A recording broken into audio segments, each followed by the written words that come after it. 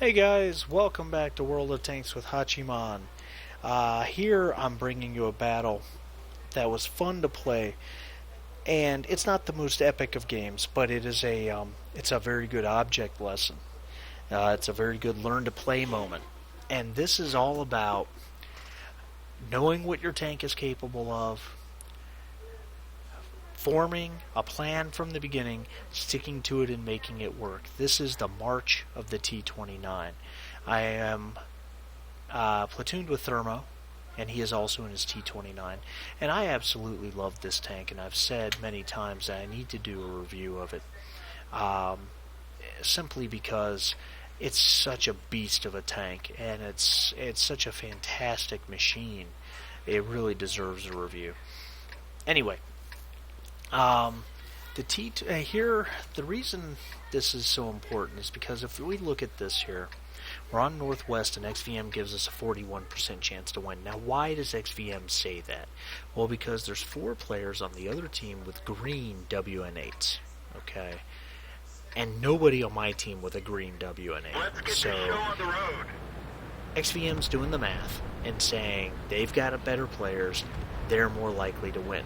Now, 3 of their guys are in tier 5s, and this is important. The strategy I formed from the first moment was Thermo, follow me, we're marching straight up on their base, because there's 3 tier 7s, 2 tier 6s on the enemy team, and everybody else is tier 5s. Unless those tier 5s are loading derp guns, most of them can't even hurt us. And even if they're loading derp guns, our reload's going to be just as fast. We're going to do more damage, and they have a third of our hit points. So let's do this. Use our OP frontal armor. This T29, if you're not familiar with it, has 279 millimeters of frontal turret armor, a ridiculously wide and thick American gun mantlet. And there I'm trying to feather a shot at the T67. It's not going to happen, so I keep going. He killed our Lux. But look at those turret cheeks. They're not very wide, and they slope backwards very quickly. This is a beast of a tank with a 105mm gun. Our M4 shot right up ahead and spots a T34. He's in a fairly compromised position. Don't aim, take the shot, get a good damage roll, 337, and then he realizes he better run away. We got an M5 Stuart parked up on the hill. I suddenly switch to the Gorilla and missed that shot. Oh, very disappointing. But the accuracy on this gun, I believe, is .43. It's not extraordinarily accurate, but it's accurate enough. Jagdpanzer 4 kills the Gorilla. KV-1 is up there. I aim a little more carefully and finish him. T-34 bounced me, and he's going to. Unless he starts firing premium, he's never going to pen the front of this tank, ever. Take that shot, it hits the rock. That was a hard shot. I said to Thermo, come on, let's go. Don't stop, keep going. M5A1 Stewart is off to our left. I stop, lock on, aim a little, take the shot. Don't have to aim with, there he goes, premium ammo, and he still can't pen. He still can't pen. He is never going to pen the front of this tank with his measly little 110mm penetration or whatever it is he's rolling with that thing. It's just never going to happen. The front hull is 120 on the upper plate.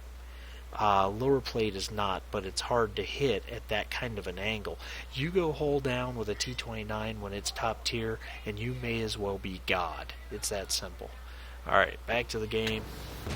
On the move, kill the T-34. Not likely to miss that shot, and it's going to kill him pretty much no matter where it hits. Keep an eye on the M5A1 Stewart. There's the T6. Ooh, T25-2 hits me from somewhere in the distance. Ammo racks me and tracks me. I fixed the ammo rack. I'm not worried about the track. Snapshot the M5A1. Really no prayer of hitting that. And there's the enemy already. Another thing about this tank, great gun depression. That makes the, look at the KV-85, put a good one into his side. He bounced my turret. He will never penetrate this turret. I'm telling you. T-67 bounces. I'd like to get that Arty, because the Arty is dangerous. Those big HE shells. He's not going to come out. Oh look, he came out. Alright, took care of him.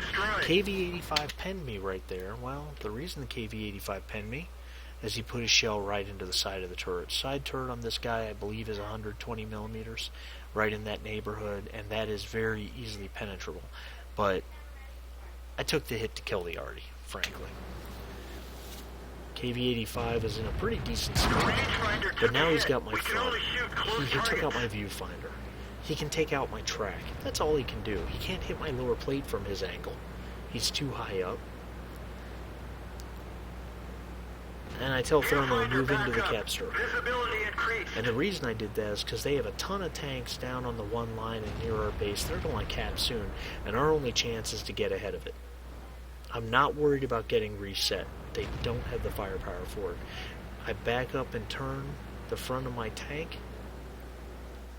I got the hatch on the KV-85. Precision shot, not great for this gun, as he kills our KV-85.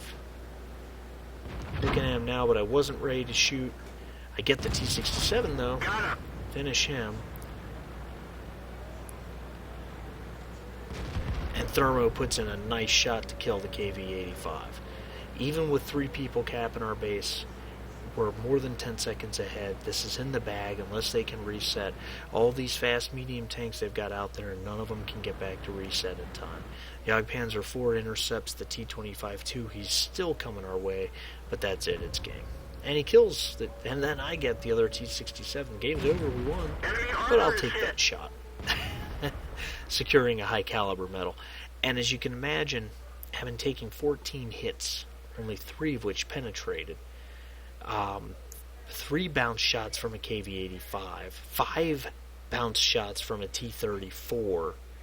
As you can imagine, this was a steel wall. I believe my damage blocked by armor was something to the tune of 1,500, maybe. It was in that neighborhood at least. But created a plan from the beginning based on what tanks were available on each team, stuck to it, and just steamrolled these guys. And that's what you can do in a T29 given the right situation. You just have to be able to properly evaluate what you're facing. Anyway, guys, I'd love to see your comments. Like the video, give it a thumbs up. That would really help out the channel. It would mean a lot. Subscribe for more, and we'll see you next time.